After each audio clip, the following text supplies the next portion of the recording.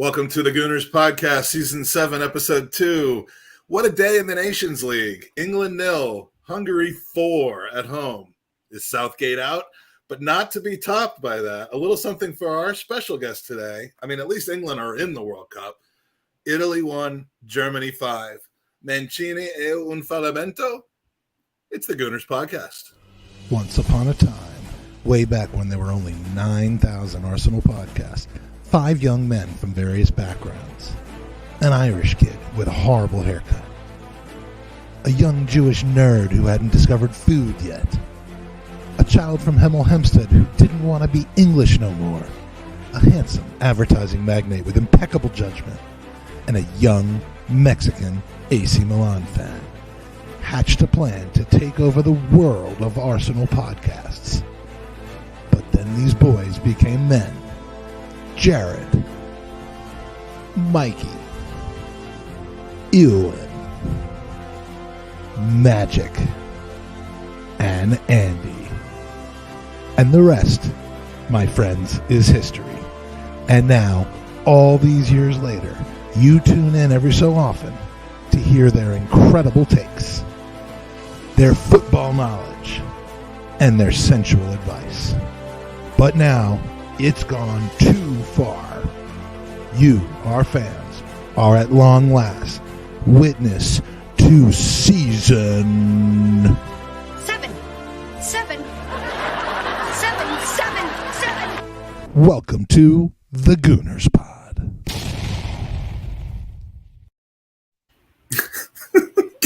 Are you still with us? I am impressed. Such work, such creativity. The part that I love, and I've said this before, the part I love about when we have a new intro video is that I can see all the little thumbnails of everybody that's in the show watching it. And, you know, Andy, he's already seen it, but Gab, I mean, like I think you went from amused to bored to mortified. I was not bored. I was just like, whoa. Like, I went from bored to angry. Well, welcome back. I don't know what's more impressive, me getting in touch with Gab and actually nailing him down to come on the pod with us again, or Andy coming on the podcast 2 days in a row. I mean, you guys are equally hard to get. But Andy, good to see you with a slightly less red face today. Well, and I figured out how to get the camera zoomed out. Yeah, no, we were. You know that we just wanted to see your pearly whites. But Gab, it's great to have you back for your seasonal visit. I miss you, man. It's been a long time. I know. I'm sorry we couldn't connect when you were here. Unfortunately, the day job tends to get in the way, and this season is interminable. But it's just about over. It's almost summer. Yeah, summer. Everything happens in the summer. But yeah, I've been to England 47 times, I think, since the last time that we saw you with each of my 45 kids and then alone once at a time. But welcome back. I wasn't really going to focus on the Nations League too much, but I mean, how do you go from European finalists to just the bottom of the group, whatever it is, and the whatever competition it is? I mean, it is international football in June that isn't World Cup, that's at the end of a Premier League season, just dumb at this point, or should we be reading into these results? I don't think it's dumb. I personally like the Nations League concept. Let's always remember what this replaced, right? This replaced those weirdo friendlies with like 15 substitutions at halftime and so on. And I think in previous years, in the first editions, you had good attendances, you had good TV ratings. I think I like the fact that, teams play other teams of supposed equal level. I remember I spoke to a guy I know who he's in the coaching staff for Malta. And they love the Champions League because they said, when we play in European qualifiers and World Cup qualifiers, we don't coach. We don't do anything tactically in terms of attacking. We don't do anything with the ball. All we do is practice defensive movements because we know that, for us, like a 0-0 against Slovakia is like winning our World Cup. here they can actually play other teams at the same level, and the games are competitive. Now, all that said, this season, with the COVID screwiness that's going on, with the fact that, everything's compressed and that we'll be starting again, what is it, like August 7th, the Premier League? Yeah, 6th, I think. And the Winter World Cup and all this stuff, inevitably this was not going to be a priority. You saw, a lot of teams, they either rotated a lot, or they like Spain did, or they played a ton of kids like Italy did, or they were just bad like France has been, and England too, even with the rotations. Something's got to give, and this gave. But Nations League itself is not a bad thing. You'll learn to love it in normal circumstances. Don't get me wrong. I was referring to specifically the Nations League right now in this circumstance, because the Nations League makes a lot more sense than pure friendlies for no reason. I mean, you can get rivalries going. Honestly, this specific Champions League, as an Italy fan, Nations League, sorry, seeing we had this guy Gnonto. Now I'm going to guess that nobody knew who the heck this guy was. I don't know if you've seen him, right? I still don't know who it is. All right, 18 years old. He played for Zurich in the Swiss top flight last season. Mancini brought him along to train with the national team. Eventually said, screw it. Why don't you go and play? He's short and really stocky, and he's always smiling. And when he gets the ball, he takes on opponents. He wants to be there. He's excited to be there. That kind of gives the whole thing a lift. Now, it's like me. Obviously, with Italy, the pressure's off because we have the luxury by deciding to go and give somebody else a chance to win a World Cup, because we got 4 of them at home for the second straight World Cup, I might add. There's no pressure. None of these guys are playing for places. And so, other than tonight, it was obviously a horror show. And they were actually fun to watch and exciting. I liked it. I think it's going to be different for England because you've got people out there who feel the pressure. They're playing for places. You got others who know they're going to be there. And so maybe just want to avoid injury, just want to get to their holidays. So they're sharpening the knives already. I know the Gareth Southgate thing is already on its way. Andy, all right. Is it coming home, or do you read into this? Is it coming home? Is it not coming home? No, I don't. You know how much I love England. I have not watched so much that you left when you were 8. But. Yeah, 12. I have not watched a single one of these matches, just mostly because I don't know what the fuck Fubo is and how to get that streaming service. I signed up for 2 different trials to get these matches in, but I should have just done that. No, Gab said, it's you see rotation. You're seeing players that don't usually feature, like Gallagher. I think this is first start for England, but. I just looked at the tables, and you could argue the top 2 teams in the world right now are France and England, and they're both sitting bottom of their groups with 2 points because the players don't give a shit. Their whole Carabao Cup right now don't get hurt. European I get to go golf next week, tomorrow. Just don't get hurt. As Gab said, the season starts so soon. They're going to be back into preseason 3 or 4 weeks from now. Yeah, I think preseason starts in 2 weeks for Arsenal. I love the idea of it. I think it's phenomenal for the smaller teams, for the smaller countries. I think there's way more competition than what we've seen in the past. But for the larger teams, I think it's more of a rotation, get players moving, and hope they don't get hurt. But no, who gives? England and France are both not worrying about this come tomorrow. Well, I don't know that in England's case they're not worried about it. I think they just really kind of shat the bed for 3 consecutive games. But in any case, we have to get to the obligatory portion of any podcast we have with Gab, where we mentioned that of all the 300 some odd people that have appeared on this podcast, both hosts and guests, you've known me the longer than anyone else that has ever appeared on this podcast, because I have not had my mother on the podcast yet. That's right. We go back many, many years, and again, I'm sure nobody will believe me, but you don't have to see this. You're not contractually obligated to talk about this every single time. Then why did you tell him before the intro started? Make sure you bring up. Oh, there you go. What a coincidence here, huh?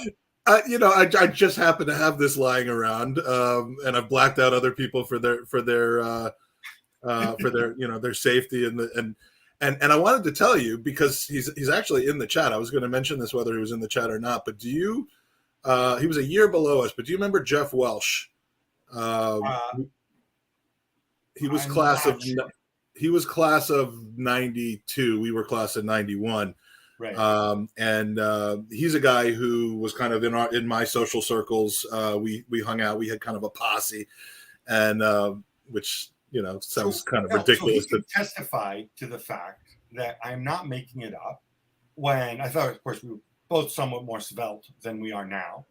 But he was on the wrestling team with me. All right, so he was badass. But Mike was a really, really pacey forward. I mean, he had wheels. He didn't necessarily have the finishing. I always disagree with you about this, but I think he still has the wheels now. I saw some guy take his hot dog at a game once, and I mean, he fucking flew after that guy. You jackass! But yeah, so I actually reunited with Jeff because Jeff lives about 45 minutes from me. We reunited. We went to the pub. We watched because he happens to be like you, Gab, a Chelsea supporter. Which, I always thought was weird based on the fact that when we all lived there, Andy, did you know that I lived in London? Did I ever tell you? You've never mentioned it. But when we lived there, Chelsea were just kind of a small team playing in the outskirts of Fulham. But I know that there's family things involved with his Chelsea fandom in his wife's family. But so we reunited, kind of caught up on 35 years about 35 years of time. And he was headed that night, interestingly enough, talk about all the worlds colliding and meeting into one. He was headed that night to Charlestown, West Virginia, to go to a show at the casino's auditorium or whatever of someone else that we went to high school with. And really? and this is Jeff and Stephen Glover, who goes by some other name now. And yeah, they were able to reunite. They were actually good friends in high school. They kept in touch for a while afterwards before Steve's career blew up and he became the most famous ASLer of all time, at least from our class. And they met up before and after and so he sent me this picture and I thought it was hilarious. And, the one thing he told me about Steve, because I'm like, once you kind of get back in with him, tell him that, we do a podcast. And apparently, they had 5 minutes together. And in those 5 minutes, he was like, yeah, I hate when people ask me to come on their podcast. so that won't be happening. But so, yeah, Jeff has been saying hi, and I was saving his comments to bring it up. And now I can't find any of them. But, he hasn't been invited onto the podcast yet. And so, yeah. So anyway, Jeff says hi as well. Jeff will be sad to learn that our school no longer has a wrestling team. Oh, apparently, we've gone soft. I don't know that they actually had one when we were there. You think you're just rolling around on the mat with other guys? I think what was the coach's name again? I want to say Coach Mustafi, but that's only because I'm thinking of Shkoder Mustafi. But I think maybe he just wanted to roll around on the ground with some kids. And these competitions that we were part of, I think were just elaborate ruses, but yeah, he's not happy about that. So, all right, we've been dealing today with Basuma-gate here in Arsenal world. Coach Randolphi, I knew it was something like that. Sorry, Coach Randolphi, if you're up there, if you're listening somewhere. Basuma-gate has just consumed Arsenal. I'm sure you haven't even heard yet, Andy, because Andy's above the fray when it comes to social media and controversies. But people are going absolutely nuts that Spurs have apparently signed the person who, I guess, if you listen to Twitter, is the most suitable Arsenal player of all time, despite facing, charges for one of the most horrible crimes that's out there. Whether he's guilty or not, we don't know. But what do you make of this transfer? Is it as done as they say that it's done is, and is the kind of the assumption that everyone's making that Tottenham have done their due diligence and they know that this isn't going to turn into a legal problem? Is there any basis to believe that? I don't know. I think it's one of those things where, Brighton, where Bissouma, there's a fixed fee for him. I think they were pretty clear about their valuation. So it's one of those things where you get a deal in principle with the player and his agent, and then you go knocking at the club's door.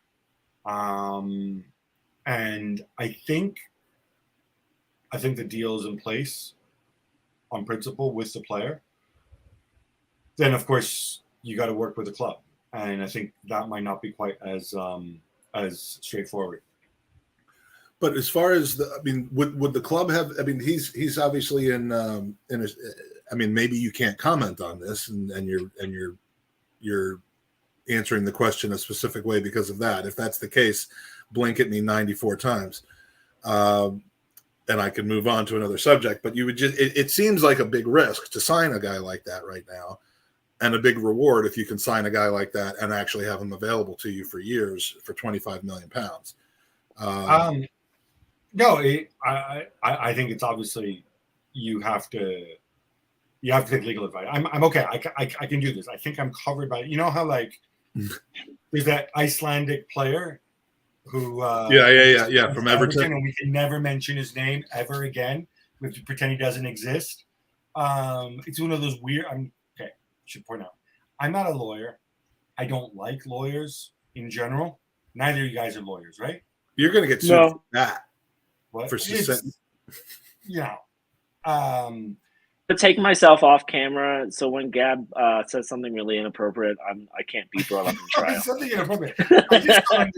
So when this clip goes on, when this clip's on CNN. No, but so and so can't be named for legal reasons. But just say allegedly after. No, but what I don't it's just a different approach, right? In different countries.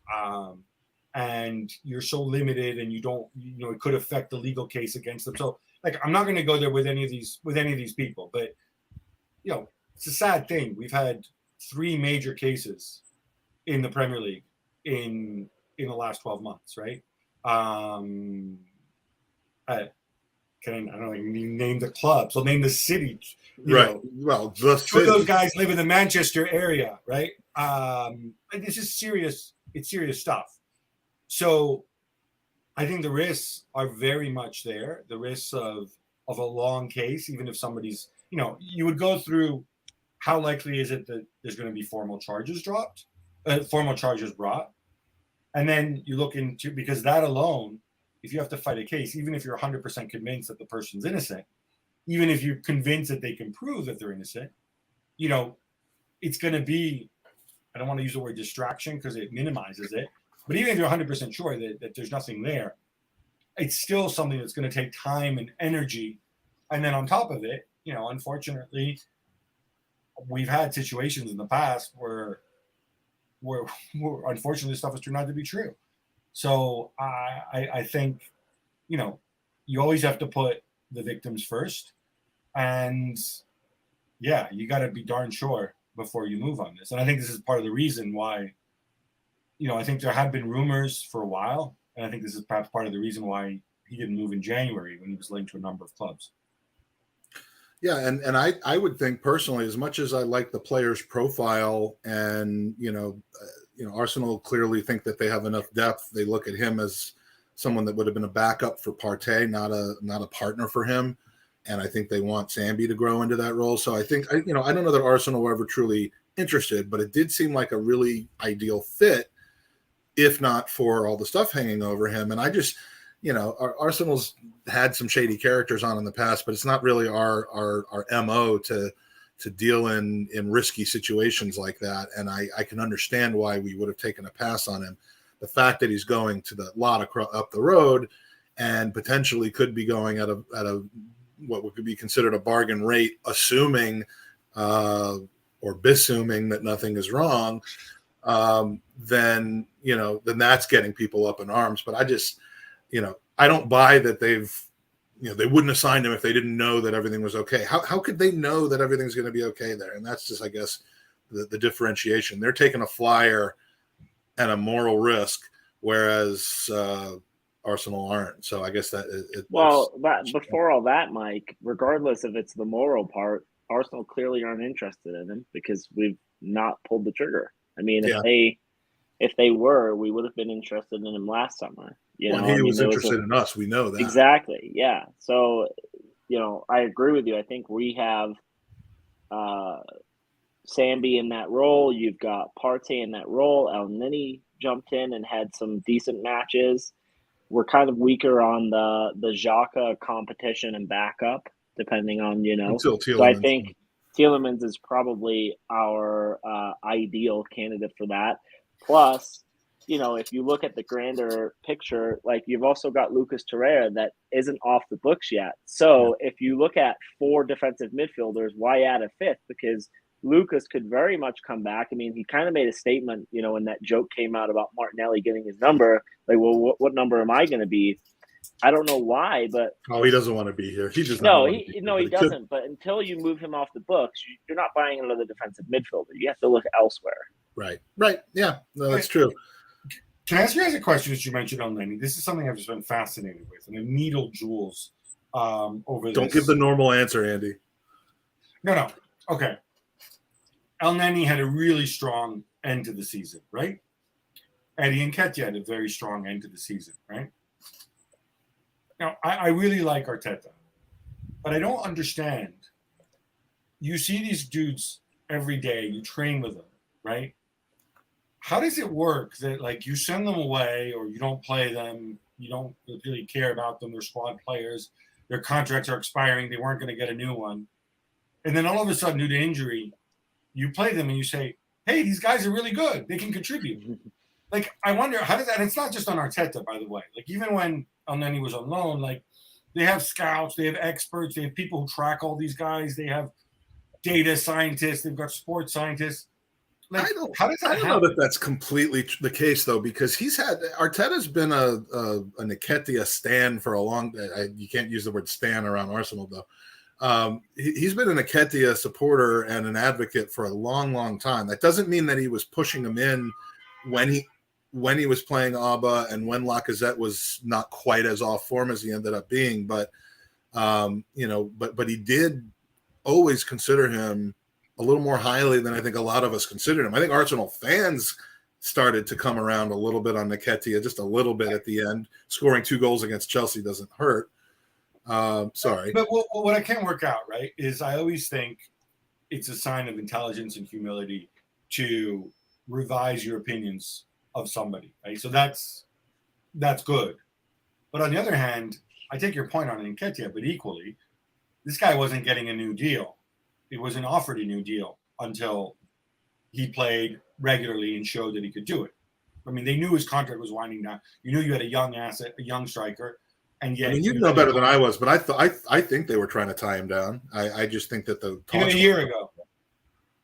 Yeah, I think so, because there was this whole thing about him and Balogun having the same agent. I could be wrong on that. It just seems strange to me. Like, well, Gab, I'm on the inside of football. I know the verbal, so I would take. I thought with Eddie specifically, like he wanted I thought a while ago, like the news was like he wanted to sign. There were he just wanted reassurances that he would be within conversation for the starting 11.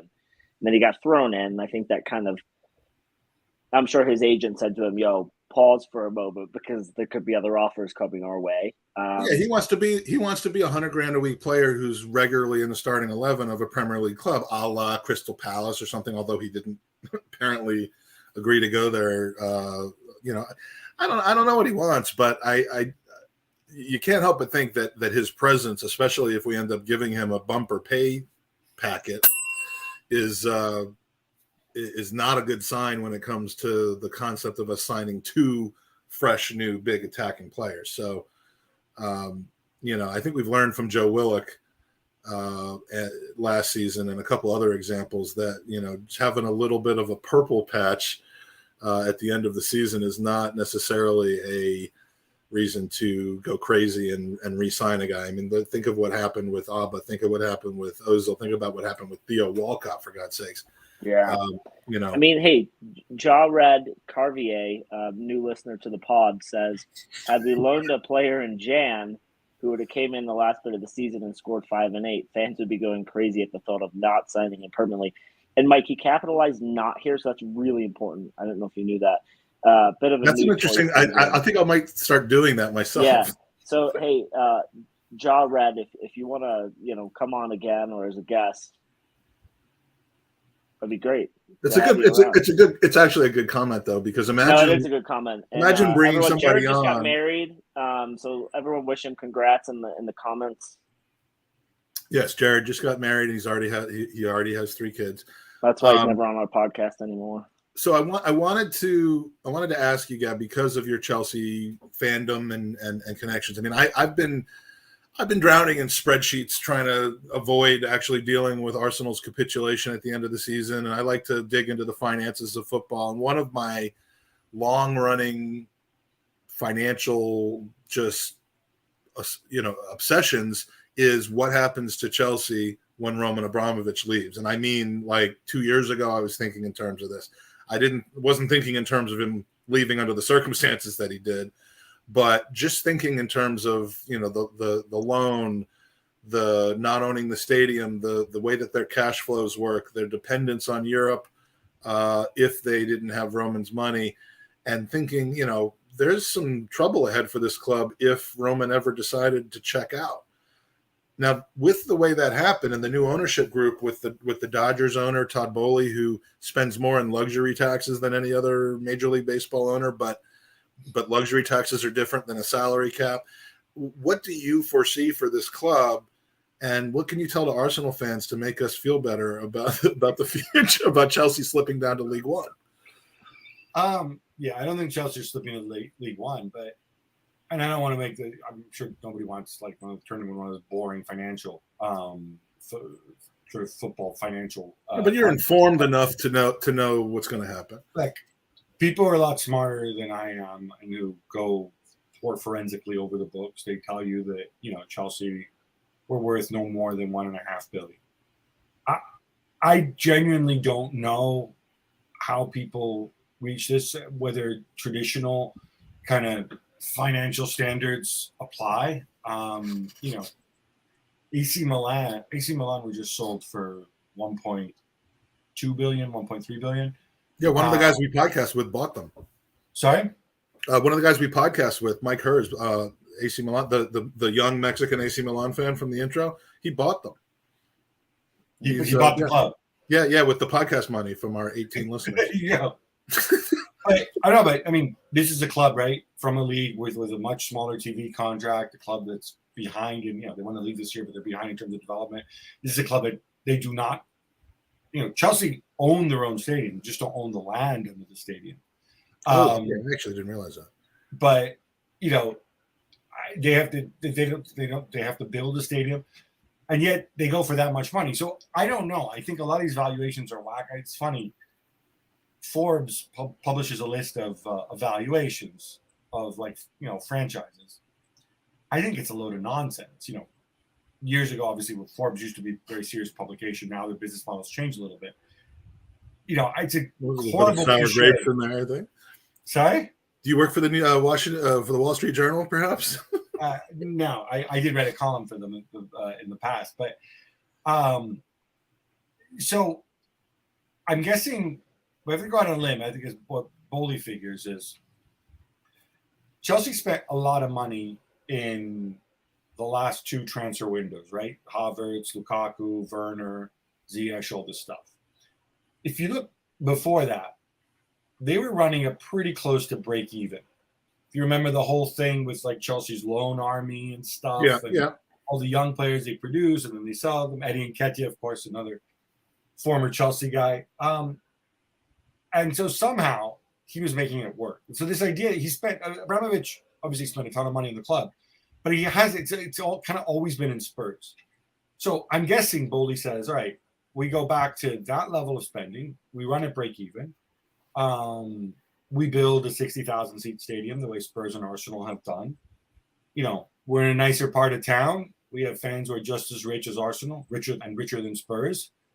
And we fill it, and that makes up the shortfall. Now, I don't think they're going to be able to spend unless something changes in the revenue streams, and I don't think they're going to be able to have a lot of summers like the Havertz, Ziyech summer, Werner summer.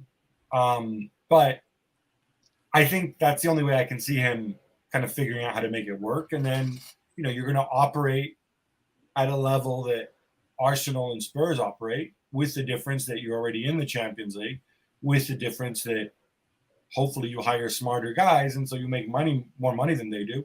And that's how you compete with United and City. I'm guessing this is what he's hoping to do.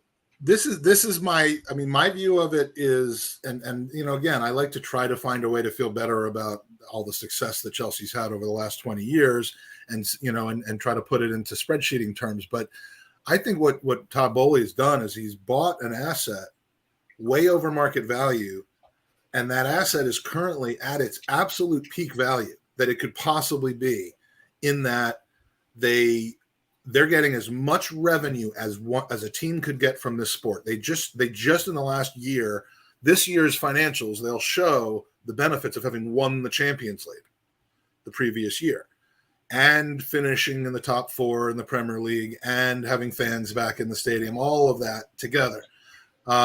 So their income streams are as high as they will ever be. And they're riding off of previous success that was gained between 2002 and 2013, before their little stretch of being kind of self-sustaining.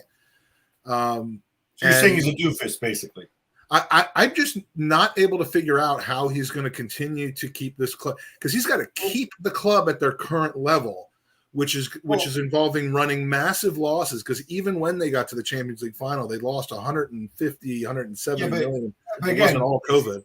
If you look at it, at the 2 years before, they weren't spending that much money. So if you look not in transfer fees, but in wages they were. And I'm talking about their financials. If you go back season by season, I think they made a profit in 4 of the previous 9 seasons before pre-COVID.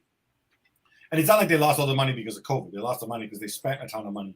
Well, and that profit is a lagging indicator of all the money that they spent, of course, because ultimately all that money and all that glory is why their turnovers is high, which is why they actually are able to run a profit. I'm going to throw 3 reasons at you why I think Boehly might say you're wrong. One is, we're having him on tomorrow. Mike, you're ignoring the fact that when I built my brand spanking new, 60,000 seat stadium, my revenues are going to jump. They're going to jump substantially because nobody wants to trek up to White Hart Lane, and I've got all the corporates and stuff like that, because ultimately my stadium is on the border of the Royal Borough of Kensington, Chelsea, and Fulham, and there's a lot of rich people who live there. That's number one.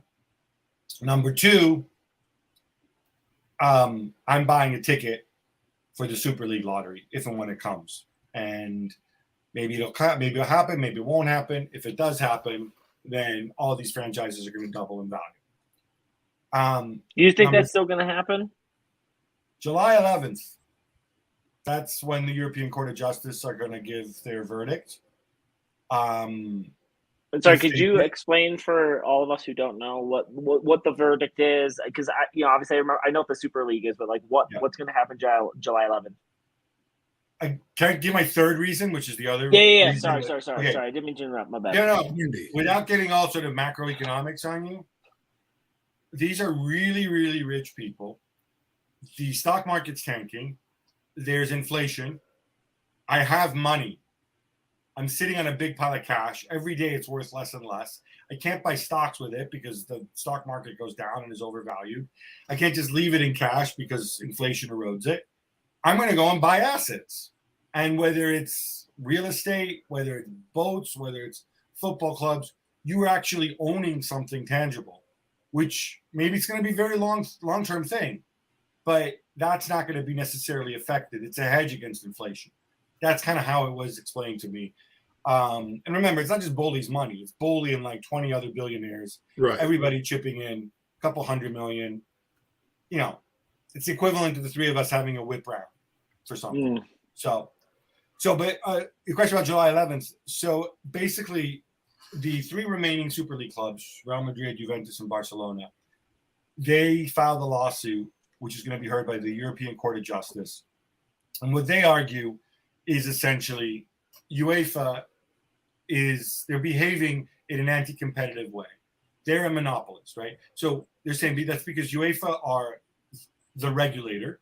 They kind of run the football pyramid, and they have certain responsibilities in terms of collecting money from the Champions League, redistributing it, and regulating the game, running the game. But at the same time, they also compete because they organize tournaments. They organize the Champions League, which is very lucrative, and they can end up competing with the clubs in the Champions League for sponsorships and whatever else.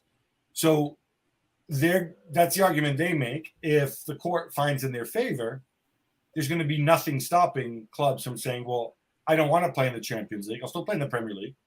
I don't want to play in the Champions League. I want to organize my own competition and distribute, sell my own TV rights and distribute those revenues any which way I please. So that's basically what they're arguing. I mean, it's fascinating to me. My thought about why I just can't imagine that they're going to. If the team drops out of the Champions League, for example, all of a sudden I think they're going to be running. I mean, even without COVID's impact, they're going to be running 8-figure. Is it 8 figures? Yeah, 8-figure losses. So I think they're just susceptible. The way they rebounded, for example, from the year they finished 10th because of Jose Mourinho, players downing tools on him. They rebounded and won the league the next year because they basically just threw money and a new coach at the issue, mostly the new coach in that situation. I don't think that they could survive that as easily coming up with, but again, if Todd Bowley's willing to lose 100 million pounds a year to get back in the Champions League, I don't know. Again, this is it's all kind of hypothesizations because we don't know what his intent is. And I don't know where a lot of this 4.6 billion pounds went either. I mean, a lot of it is presumably going to Ukraine, which is great. But it's not 4.6 billion. It's 2.5 billion. But isn't there another 1.25 or something that's required? It's 1.75, which is pledged to spend over the next 10 years. On infrastructure and yeah, and presumably a lot of that's going to be the stadium. Some of it might be. He said a big chunk of it he's going to spend. Like he said, he's going to spend 150 million on the women's team. Right. But it's over 10 years. A lot of stuff can happen over 10 years. All right. So what you're saying is they're not going anywhere. I mean, it's a gamble. It's a big price, but in the end, I think the question is, can Chelsea be successful while running it close to break even? I think they can be. I think they've showed that they can be, right up until 2017. With Abramovich, look at his spending patterns. He spent a ton of money when he bought the club. And then there was a period when he basically stopped spending big money. And I think that's how they want to run it, the way they did in that period, kind of 2012, 2011, right up to 2017, 2018. I think that's the model. Yeah, well, and that model was attained, but in the previous years, which are now baked in, and so I don't know. It's fascinating. I'll be interested to watch. I know football doesn't want Chelsea to fail, which is the annoying thing because they didn't do anything when Barry was in trouble. So if you have any user questions for Gab, send them in now. We've got probably about another 5 minutes or so to go. I wanted to bring up the Gab and Juls Show. I actually finally had the opportunity to meet Jules, so talk about your worlds colliding even more at the Union Chapel for a recent live podcast show with Arseblog and Arsenal Vision, which was a fantastic evening. And he said he would join us on the podcast sometime soon, which would be good. I'd love to have the two of you on together, but is it stealing one of our guests when you have Stuart Robson on all the time, but you're the person who introduced it to us in the first place? Yeah. And he considers that theft of intellectual property. Like I got you guys, Robbo. I got you guys, Jules. What more do you want? Like, You didn't get us, Jules. I've been waiting. I had to go pluck him out of a crowd and say, "Oh, hey, I'm the guy that Gabby knows." So by default, Gabby really got Jules. Well, I mean, Gabby got me by default everything because he's into. He got me into football. He said nice things about me when I was playing football. So tell us about the show. It seems like a very casual, relaxed Gabby Marcotti and some fun banter. I think we have good chemistry. I'm always amazed by Jules's breadth of knowledge. I mean, it's pretty much encyclopedic. I don't know when he sleeps because I watch I get paid to watch football. I watch a ton of games every weekend, and he watches as many as I do. Plus, on top of that, he stays up to watch, I watch one NFL team. He watches as many games as he can. He watches the NBA finals. He's just always at it. But he's a pleasure to work with. He's very well connected. And I think most of all, like, we both really love what we do. We really enjoy the Gab and Juls podcast. It's twice a week. Comes out Monday and Thursday. If you're in the UK, you can watch it on BT Sport. The clips are on YouTube. We've added these longer form podcasts now where we have these sort of longer conversations. We've had Sami Khedira. We've had Zlatan Ibrahimovic as guests. We've had how was that? I mean, when the camera's off versus the camera's on, does he have like a character, or is that just? I mean, it just seems like that's just who he is all the time, right? Well, it's funny because I asked him that, and he said basically like the character only gets switched off when he like enters a doorway to his house and he's with his family. Otherwise, because I think his wife kind of, she's a couple years older than he is. I think she kind of like wears the trousers in that family. But outside of it, he is Zlatan. We have a new one coming out soon where we had a conversation with a guy. I mean, I don't know what the overlap is with U.S. men's national team fans among your listeners, but we had a long conversation with Greg Berholter, who I have to say before, I remember him as a player. And I thought, oh, look, here's another kind of like, college, sort of middle class, New Jersey, shaven headed, US ex-pro, like nice guy, but not much personality. Instead, it was absolutely fascinating. He's a super bright guy, super interesting. A lot of stuff to say that, like, he's a big foodie. I love asking this question to every ex-pro I meet. I ask them, how old were you when you weren't the best player on your team? And, with some of them like Zlatan, probably say like never. But, for you, the answer is 17. Thank you. But yeah, most guys, like, it's usually when they get to be 17, 18, 19, they progress up the pyramid, right? In Greg's case, because he played with Claudio Reyna, like from the age they were like 10 or 12, like that was it, right? Did Greg play at UVA as well? What's that? Did Greg play at UVA as well under Bruce? No, he played it. He went to North Carolina, I think. Okay, yeah, because I know Claudio played at UVA when I was there, so I was like, I don't remember them playing together then. No, but I get what you're saying, like. But and actually, so Greg's wife, her roommate is Claudio Reyna's wife, who I'm blanking on her name, but she played for the U.S. women's national team, has like 60 caps, which explains why Gio Reyna, he's got really good genes. Didn't necessarily work out for Andre Agassi and Steffi Graf's kids, but he's got the right. We're still waiting on that. We're waiting on that one, yeah. I'm waiting on Mike Tyson's kids, but so all right. So in the time that we have left, I want to do one kind of personal selfish thing, and that's to talk about the Gooners versus Cancer draw, the jersey that we have. I don't know if you've seen this, probably not, but it's just a really special, unique piece of Arsenal memorabilia that was created by 4 absolute legends of a time in Arsenal's history. And then the other thing, and I'll let you start thinking about this while I play this quick video, is the group of, not necessarily the group of death, but the group of English, Iran, England, USA, and Wales. I want your feedback, and I'm going to be starting to ask this regularly of people who have kind of American backgrounds or, or English, who's going to get through that group. So while you're thinking and pondering that, and Andy, I want you to answer that too.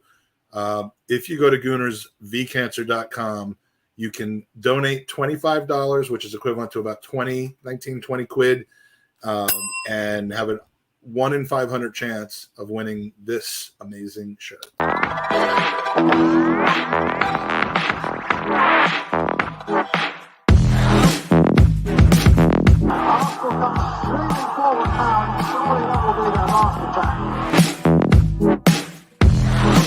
Good ball by Gibson. Mike Smith.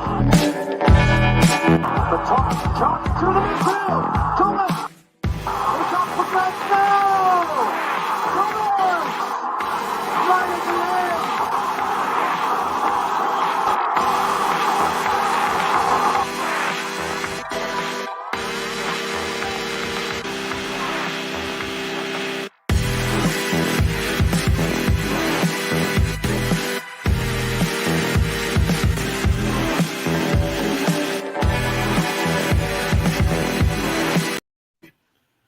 All right, so That's really cool. Yeah, I mean, Yeah. The fact, and what makes it even cooler is just knowing that Alan Smith was basically our main point of contact to getting that done. He said, "Get me the shirts, and I love your idea." I kind of gave him a template for what I wanted it to look like, and he went out and he got Lukey and he got Lee Dixon to help out with it, and really the crown jewel of that, the toughest part of that, was getting Michael Thomas. But that shirt, it's unique. You can't get it anywhere else. And all you have to do to win, there's only 500 entries in this contest. They're $25 each. You can buy as many as you want. There's about 130 of them left out of the 500. And once we hit 500, we're drawing a winner, and there'll be one person in the world that has that shirt. So that's Gooners v Cancer. Gabby, if you know anyone who might be interested in hearing about that's outside of our circles, please feel free to share that.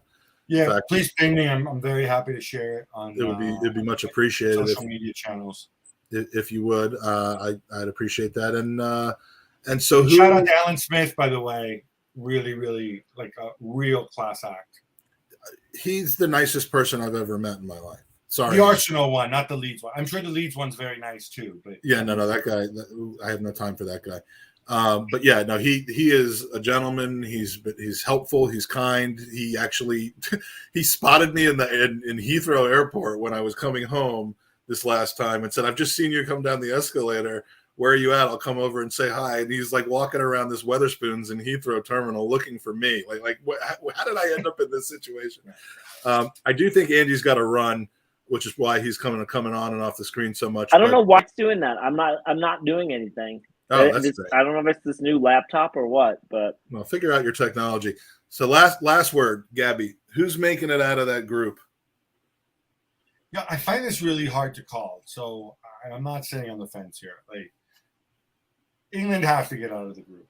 I've made the point before after the Euros that, like, in 20 years' time, like, our grandkids might be saying, "Wait, is it true that, England played a semifinal and a final of a Euro at home, and they had Foden and Grealish and Sancho and Rashford and all those guys were on the bench or hardly playing, and they didn't get it done?" And you'll be like, "Yes, it is true," and I think that weighs on him.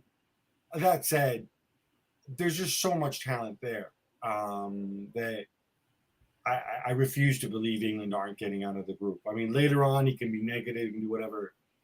So I think England have one of the spots locked up. with the other three, People are sleeping on Iran. They're not bad. No, and people are treating Iran as if they're a bunch of weirdos. But they grew under when Carlos Queiroz was there. They did a good job getting kind of a lot of players from kind of the Iranian diaspora around the world, getting them back. Guys from Germany and places like that, bringing them back. I think they're a really, really tough out. This U.S. team, I think, will be the youngest team at the World Cup. So I think a lot's going to depend on, what condition are the big pieces going to be when they get there.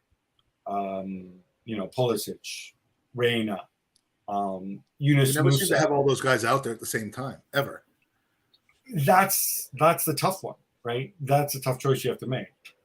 With Wales, it's almost too obvious to mention Gareth Bale. But obviously, you have to mention him. Personally, should Bale not be in form or should Bale not be fit, I don't see Wales getting out of here. So if we got to do percentages, I'm going to say England 95%, US 45%, Iran 35%, and Wales 25%. Did I get that right? I'm doing the math, and that does equal 200%, which is all right. There you go. Exactly what you want there. See, and I think England walk out. I think it's going to be a breeze, and then I think Wales takes second. Yeah, I actually think it will be England and Wales as well. But I agree. I gave England 95%. What do you want? No. I'm just saying that the U.S. 19-1 on. I mean, come on, man. Andy, can you not add? Come on, I know your computer's not working, but I mean, like watching the last probably 5 or 6 U.S. matches, they are just so bad, and it's like teams play bad, like England today. But as we kind of talked about in the beginning of the show, like different circumstances, this team turns it around, and it's a completely different. Well, they'll have the new coach bump too. But with the US, like just watching these matches, even the matches where they had to win, you're like, this is fucking dire. Like there was nothing where you're like, okay, I can see something that shines here. Yeah, I don't know, man. It's weird. This US team should be a lot better than they are. It's very strange. Yeah, I'll say this about the US, and I think this is something that one of the things actually we talk about with Berholter. If you're the US, right, you play in CONCACAF, and essentially, unless you play Mexico, it's not that everybody else you play is bad, although there's obviously a lot of bad teams. Canada are pretty good.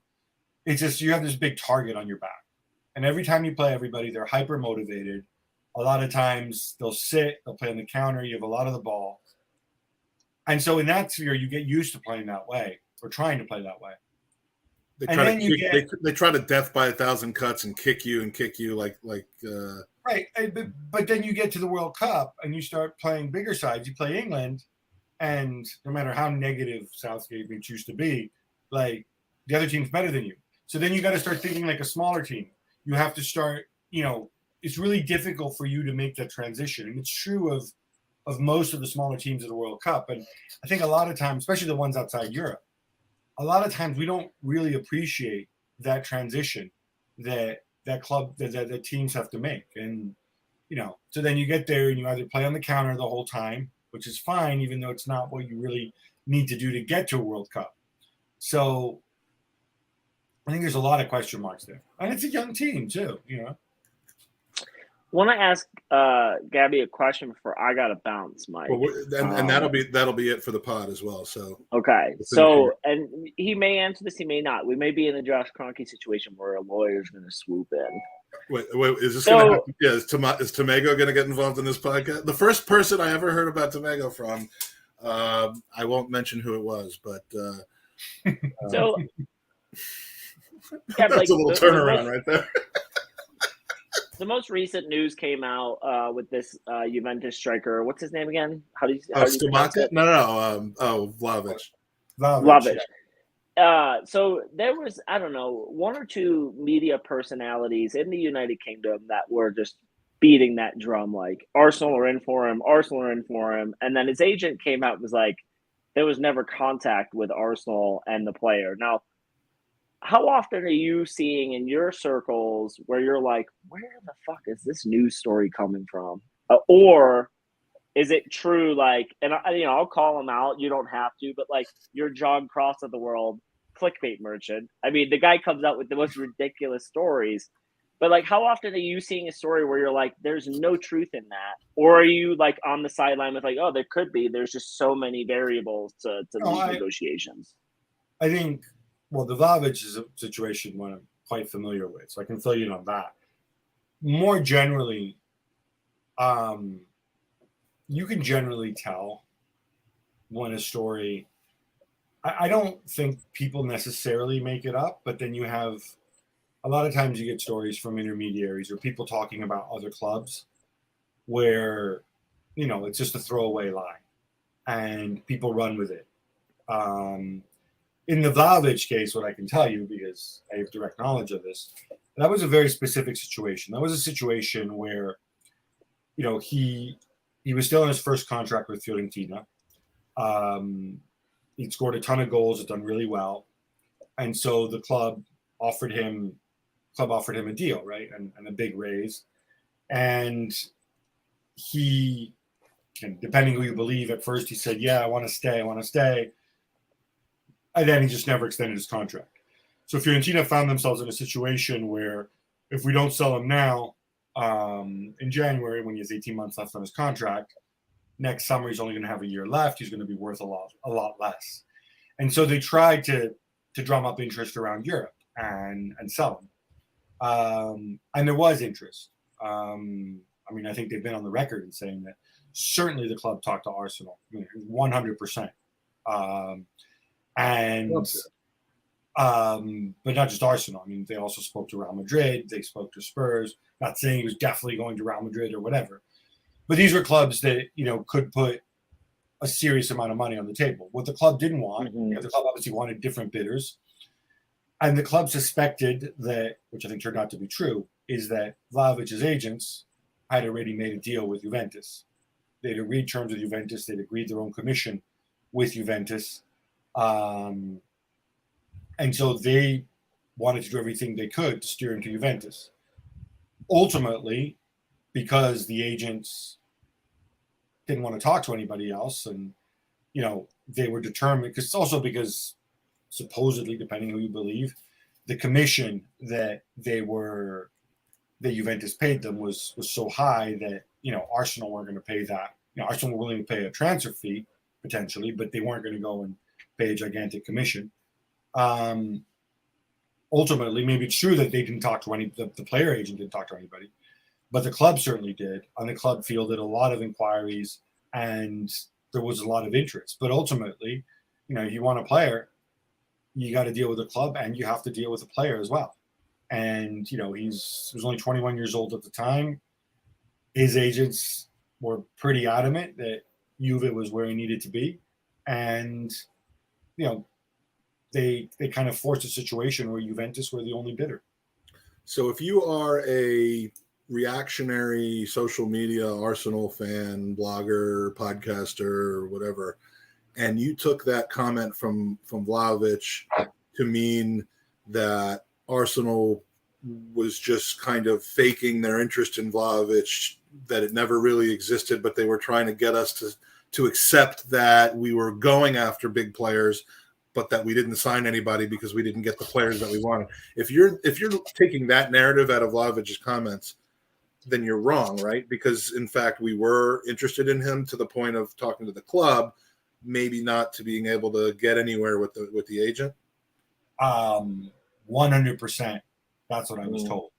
Now, it doesn't mean, maybe Arsenal's valuation was lower than what Fiorentina wanted. It doesn't mean the deal was going to go through. But from what I was told, they were happily talking to the club. But again, we get so fixated on transfer fees and we often overlook wages. And Arsenal fans, I think, with the recent experiences of Willian and Alba will be well aware of that. If he's asking for too much money, or then you got to pay commission on top of that, whatever else, maybe it wouldn't have made sense.